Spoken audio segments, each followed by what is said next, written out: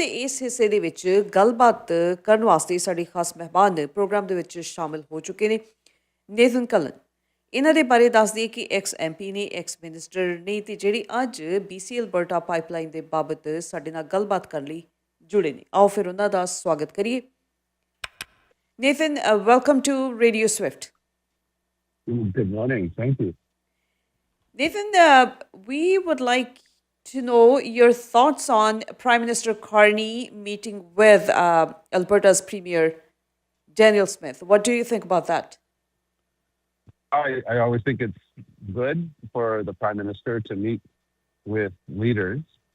What they're deciding to do, though, is not very good for British Columbia, and I would also say not good for Canada, because they are trying to make a big project happen that people who live in the north and people in this province oppose.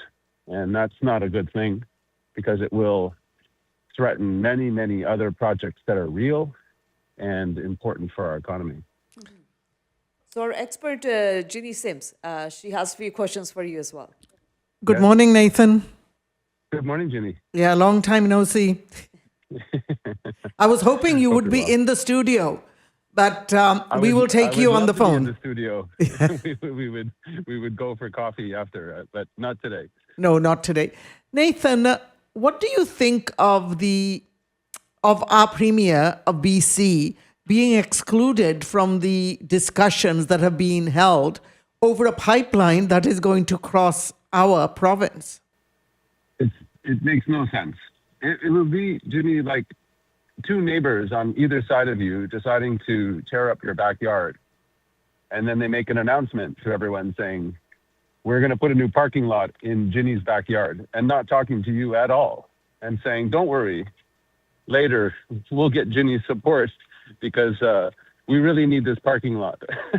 And so it's very frustrating, and it's not real. It's part of the strangeness. There is no project, there is no company that says they are willing to do this.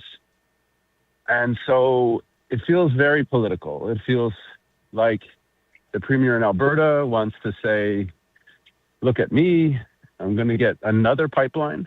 We all paid for our first one, $35 billion, and now they want another one. And there is so much happening, as you know, in the north right now with mines and LNG and new electricity line, billions and tens of billions of dollars.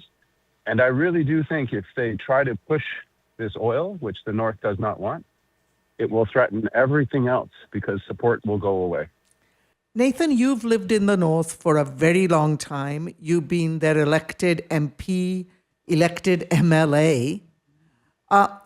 So you have on the ground knowledge how people in the north, especially our First Nations, feel. So can you give that perspective, how they feel when they hear about these kind of announcements? The north, like I was just saying, it's a very industrious place. We're very proud, very, very hardworking, as you know, and are very proud that we contribute to British Columbia far more than we take. And that's good. It's part of being a northern person. But there is a point where you say, we don't accept everything.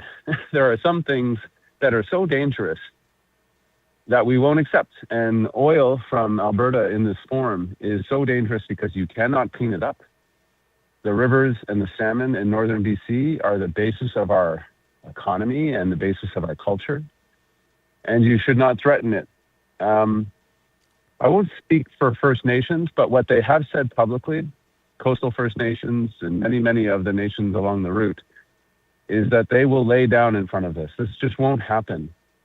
And I don't know if Alberta and Ottawa understand what real opposition looks like. It's not politics, it's not polling, it's not votes, it's what people deeply, deeply believe and will fight for. So I don't know why they're trying this again. The last company that tried this spent $300 million and then had to walk away because we told them at the very beginning, it's not going to happen. They didn't believe us. it cost them a lot of money to learn that very hard lesson. Can you explain for our audience what you mean when you talk about bitumen?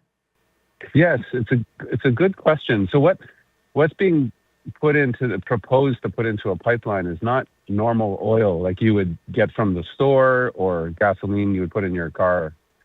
This is bitumen out of northern Alberta, and they have to dilute it with a whole bunch of chemicals, and it's very, very thick. It's very, very heavy and very toxic. It's like And treacle, I believe. yes, it's like molasses. It's like a very thick syrup that you would not want anywhere near your kitchen. It's very, very dirty stuff. The main problem is that it needs a lot of pressure to push, and it's very corrosive, so it ruins pipelines very quickly. But if it gets out of the pipeline, if it gets out of a ship in a spill, you can never clean it up. And it sticks to the bottom for decades, to the rocks, fish. It kills everything. And you should know this, Ginny, in Canada, when we say we had a successful cleanup of an oil spill, that means that we were able to recover 3% of what was spilled. That's considered an A+ on your report card. So everything just goes. It goes out and it kills whatever it touches. And it's very nasty stuff. And we've seen it in the United States and in Russia. When this stuff spills, you never get it back.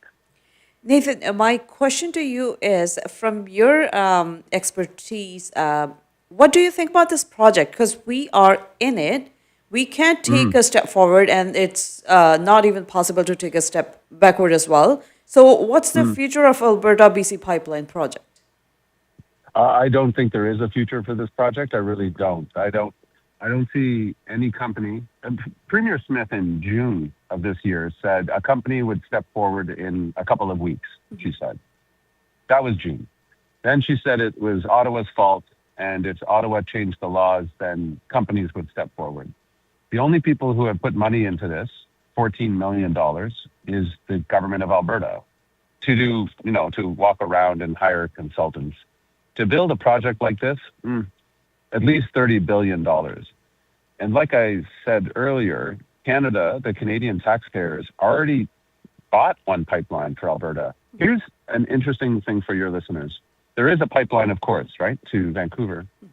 The government of BC has already said we would support upgrading that pipeline to add about 450,000 barrels a day, which is a lot. That's almost the exact same amount of oil that this fantasy pipeline would put across northern BC. And we could do it in 2 or 3 years.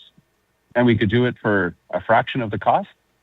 And it's possible, as opposed to what Mr. Carney and the Premier of Alberta are proposing tomorrow, which will take forever, be very expensive, and cause enormous conflict for the same amount of oil. And so I don't understand. Why would you do this? Why do the very expensive, very slow, very painful thing, or try to, as opposed to do the thing that is being offered that gives you the same result if you're interested in moving oil to the West Coast? Well, I think, Nathan, everybody admits there are lots of hurdles and there's a memorandum of agreement.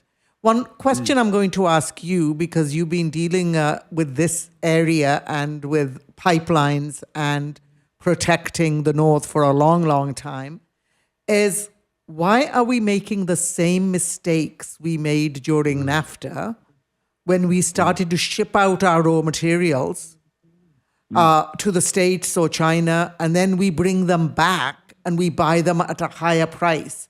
Why are we not talking about building refineries in Alberta or in BC? We haven't built a refinery in Alberta in 35 years. We know that for every barrel, you get 7 times more jobs if you refine the oil to gasoline and other products. Ginny, it's the most confounding question in Canada. I don't know if it's a lack of vision or ambition, but so often when we talk about forestry, we talk about mining, talk about oil, energy, we just seem to be happy to say, here it is, world. You add the value, you get the jobs, we'll buy it back at much higher prices, because I guess we have so much. We are blessed with so much that we've never had to have the discipline of Japan or India or other countries that have said we don't have endless natural resources. We need to be smart about this. We need to invest and use our best minds. And it's a very frustrating thing for many of us because we know where the money is. The real money is when you add value. That's where the jobs are. That's where the taxes are. And we have government after government, liberal and conservative, and they say, don't worry, we'll just keep just doing raw export. It's very frustrating, and it's also just frankly stupid. Well, we hear over and over again about value-added jobs, about growing manufacturing here. And here is one of the basics. Most of us, every one of us almost, uses oil. Our oil gets refined in the States, and it comes back to us, and we pay a much higher price than we sold the original oil for. So for me, I'm going to go back and ask you one other question. Right now we have a tanker ban on the West Coast.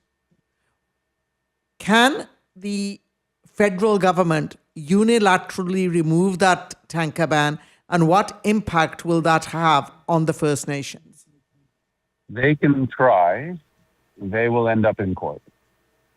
So I don't want to speak again for First Nations, but they have said this publicly, that they fought for 50 years to protect this coast, which brings $1.3 billion in economy to BC every year through fishing and tourism. It's not nothing. It's a real thing. And the reason we protect this part of the coast particularly because it is so dangerous and we have accidents all the time. And we've seen it many times with oil tankers and barges and fishing boats. It's a very, very dangerous part of the world if you're on the water. And so that's why it's protected. So they can legally, yes, to answer your question, they can do a change in the law and remove the ban, but they will be in court immediately. And that will not be sufficient. And the government has said, Ginny, that to move these big projects, they need the support of the province and they need the support of the First Nations.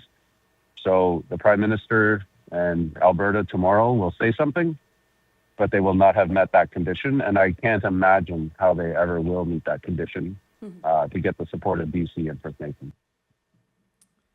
Thank you, Nathan. As always, you're very clear about how the North feels. And I know that I will be following this very, very closely, as will you. Yes, and many, many Canadians. Thank you for the time this morning. I really Thank you, appreciate Nathan. it. Thank you. Looking Thank forward you. to have you back.